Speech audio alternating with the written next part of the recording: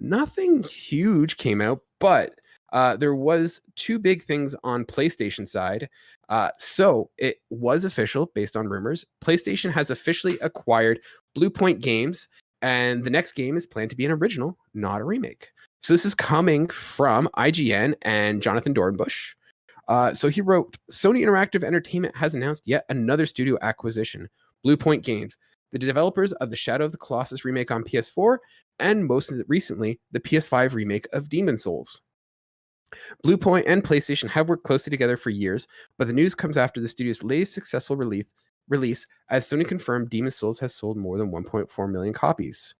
They go on to say, IGN spoke with PlayStation Studios head Herman Holst and Bluepoint studio Marco Thrush to learn more about the acquisition, PlayStation's overall studio strategy, and about how Bluepoint is steeping the remaster. Anyways, they go on to say that Bluepoint wants to make original games. So Demon's Souls was only released last November, and while Bluepoint isn't officially announcing its next game, Thrush explained that the studio is aiming to work on original content going forward. No exact details about what the original content Bluepoint is working on will be, so it remains unclear if a new game that is part of an existing IP or something entirely new. Now, I did want to mention as well, there has been some rumors that Bluepoint is going to be remaking oh my goodness, the name escapes me. Bloodborne, thank you. That's the one it was. And we don't know whether that is part of the original, if they're making a sequel, or if they're just making a remaster. Adam, overall, I mean, it's not a shock that Bluepoint has been acquired by PlayStation. This is like the worst kept secret in the world. But what do you think the best use of this studio is for PlayStation? Should they be making original content, or should they be making remasters? Well, it's hard to say, right? Because again, we don't really have that framework to see what Bluepoint can really do when you're given creative freedom on their own.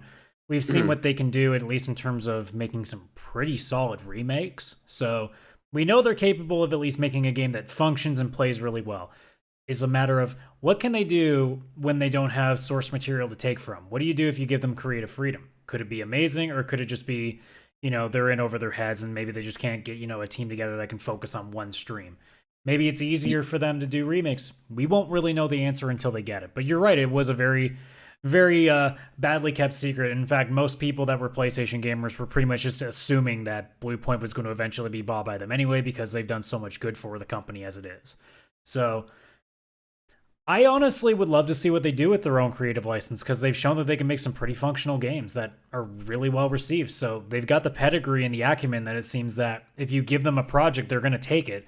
So if all that's left now is to see what happens when you let them just go do their own thing, maybe Sony just says, look, just make something like this for us, just so we can at least have something to base off. But if whatever you guys want to do, the aesthetic, the story, just go.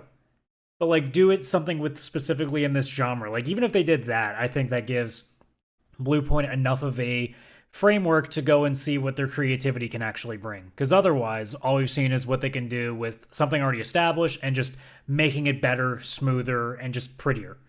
So now, if you give them the possibility to just go full balls to the wall, yeah, I'm super down to see what that is. Because even though most of the games that they've remade are not exactly my cup of tea, I still haven't played Demon's Souls. I want to, but I also don't feel like spending a crap ton of money on a game I might drop in an hour because it kicks my ass.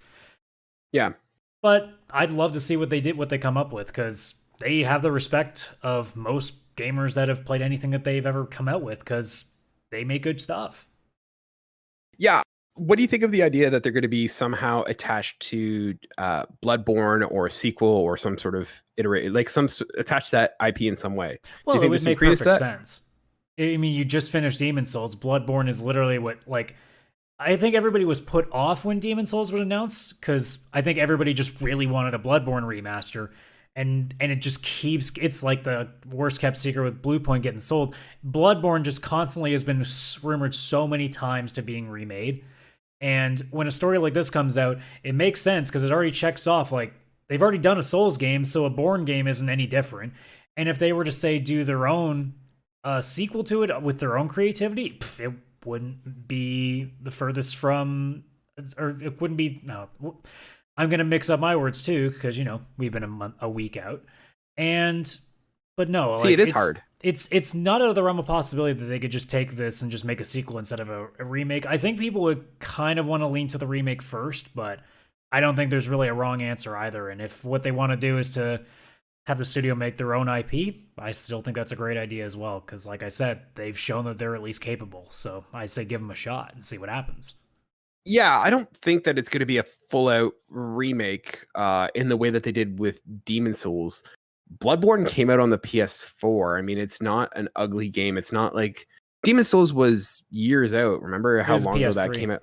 It was a PS3 game and relatively early PS3 game, if I remember correctly. And so that one did have some room to be improved, but I don't know if making a full-out remake would be necessary for Bloodborne. I think I could see them, not necessarily Bluepoint, but a studio doing a remastered version of that game, along with Bluepoint making a sequel. And I think you're right. I think it makes full sense that Bluepoint takes the reins of Bloodborne too. They've done it with Demon Souls. They've got that pedigree. They've kind of got that gameplay locked down. I mean, we're not that audience for a Demon Souls game, but I mean, from everything we've heard, it sounds like they nailed it. So it easily transfers over to Bloodborne. And to be honest, it makes sense. From Software is busy doing their own thing. They're not focusing on... Yeah, they kind of have this game called Elden Ring that people have been wanting to see for like years now. So they might be busy. Yeah, I mean, that's not to say that like they can't have more than one project on the go. But I think with the success that Bloodborne is, I think PlayStation would want to keep it closer, keep it in-house, and have that be for them and have one of their studios. And I think Bluepoint does make sense. Yeah. So, and I mean, like, these games are approachable too. I like the fact that there's at least multiplayer. I've played Bloodborne with 2 other people. It can be fun. Still chaotic and stressful as hell, but less stressful when you can at least laugh with other people about your failures. But yeah, no matter, like, Demon Souls would have to be like a very low price for me to even take a shot at it, because I'm so afraid of trying it within an hour being like, fuck this game, I can't. Well, that's the thing, and I'm the same way with Returnal. For me, I am very intrigued and very interested in Returnal, but for the price point, it needs to be down to $20-$30 for me to pull the trigger and give that a shot, just because, I mean, it's not the kind of game I'm typically interested in.